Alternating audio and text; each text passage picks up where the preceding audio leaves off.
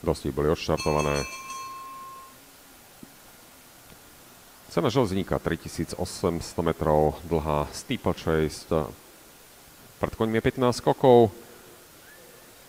A spomedzi tých 15 všetky tie náročné, atraktívne skoky, ktoré sú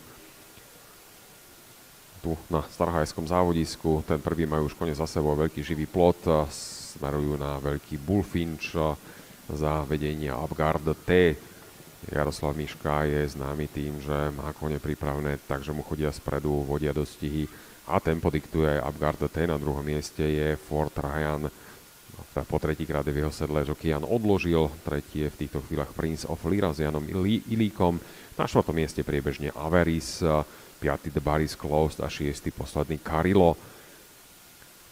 Kone skáču veľkú vodnú priekopu a videli sme 6 výborných skokov.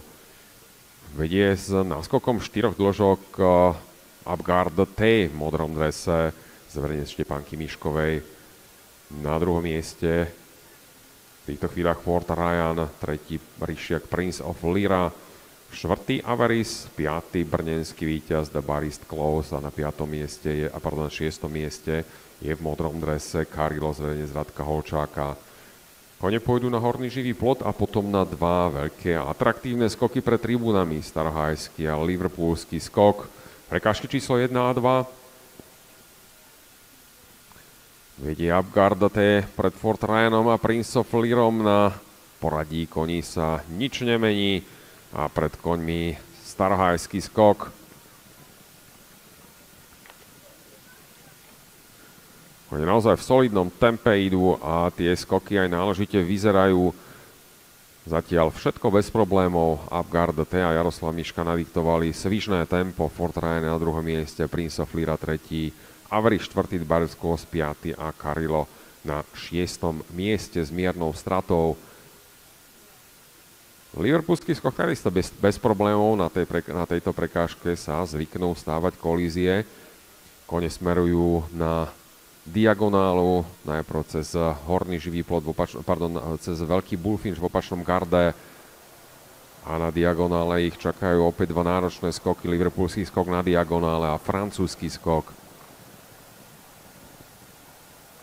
Blíži sa nám druhá fáza dostihov a od štartu vedie Upguard T, ktorý v dostihu ešte nevyhral a prináša si však 3 francúzske umiestnenia zo svojej domoviny. Na druhom mieste je Fort Ryan, ten naopak v Starom Haji vyhral všetko, čo sa vyhrať dalo. V predných koňoch je stále aj Prince of Lira. Averis, blízko je The Bar is Closed. A takisto dopredu sa tlačí už Carilo, ktorého naviguje v dostihoch jockey Adam Čmiel. V poriadku je francúzsky skok, kone pôjdu na horný živý plot, zadunajský dolnozemský skok a takzvané domov. Takže finálna fáza dostihu je pred nami. Od štartu vedie Upguard T. Prince of Lira sa tlačí dopredu, to je možno trošku prekvapenie. Takisto pri navyšujúcom sa tempe je vpredu aj Fort Ryan a Averis The Bar is Closed. Kompaktná skupina 6 koní, vyhrať môže prakticky ktokoľvek. Dolnozemský skok pred koňmi. Ako posledný ťažší skok nasleduje ešte veľký Bullfinch a potom finálna výbehová prútená prekážka. Zatiaľ sme svedkami bezproblémového priebehu a kompletná šestica koní je v šanciach. Dopredu sa z posledného miesta posunul Carilo.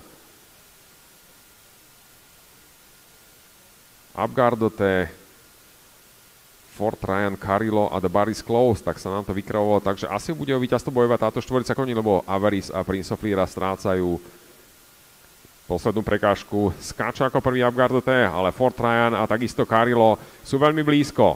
Tak medzi touto trojicou koní sa rozhodne možno ešte útok The Bar is Closed, ale Upguard T od štartu. Upguard T, Fort Ryan a Carilo, tak kto nakoniec víťazí, je to tuhý boj.